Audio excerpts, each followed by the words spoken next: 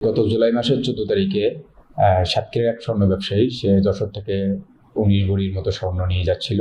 যাত্রাপথে রাজারহাটে rail crossing এর এখানে তার যে গাড়িটা ছিল প্রাইভেট কার, সেই গাড়িটিকে পথরোধ করে পুলিশ পরিচয় দিয়ে আরেকটি প্রাইভেট কার দিয়ে এবং সাথে আরেকটি সম্ভবত দুটি প্রাইভেট কার ছিল, এই প্রাইভেট কার দিয়ে তাদের পথরোধ করে তাদেরকে হ্যান্ডক্যাপ পরিয়ে তাদের এই যে প্রাইভেট কারে, এই ডাকাত চক্রের যে প্রাইভেট কার, সেই গাড়িতে তাদেরকে নিয়ে যায়।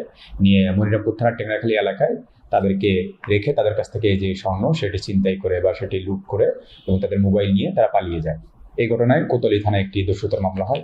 পরবর্তীতে যশোর জেলা পুলিশ এবং যশোর ডিবি যৌথ টিম, আপনারা জানেন, এক সপ্তাহ আগে তারা অভিযান করে ঢাকা থেকে এই ঘটনার সাথে নিশান, উজ্জ্বল, টুটুল, রতন, এই চারজনকে ঢাকা এবং যশোর দুই জায়গা থেকে তাদেরকে গ্রেপ্তার করে। তাদের কাছ থেকে এই লুণ্ঠিত স্বর্ণের 5 ভরি স্বর্ণ উদ্ধার করে এবং এই ঘটনায় ব্যবহৃত প্রাইভেট কার, ওয়্যারলেস, হ্যান্ডকাপ এগুলো উদ্ধার করেন এবং তাদের মধ্যে থেকে 2 জন বিজ্ঞ আদালতে 164 ধারায় জবানবন্দি প্রদান করেন। তাদের দেওয়া তথ্য মতে RICL TMX, যুগের পর যুগ স্থাপনা থাকে মজবুত।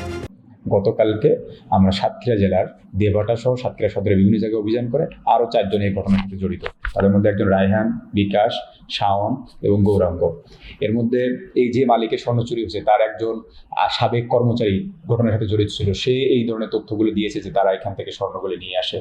এই প্ল্যান করে তারা এই কাজগুলো করে এবং এই চক্র যে নতুন যে 4 জনকে ধরেছি তাদের মধ্যে 2 জন আবার বিজ্ঞ আদালতে আবার 164 করেছে।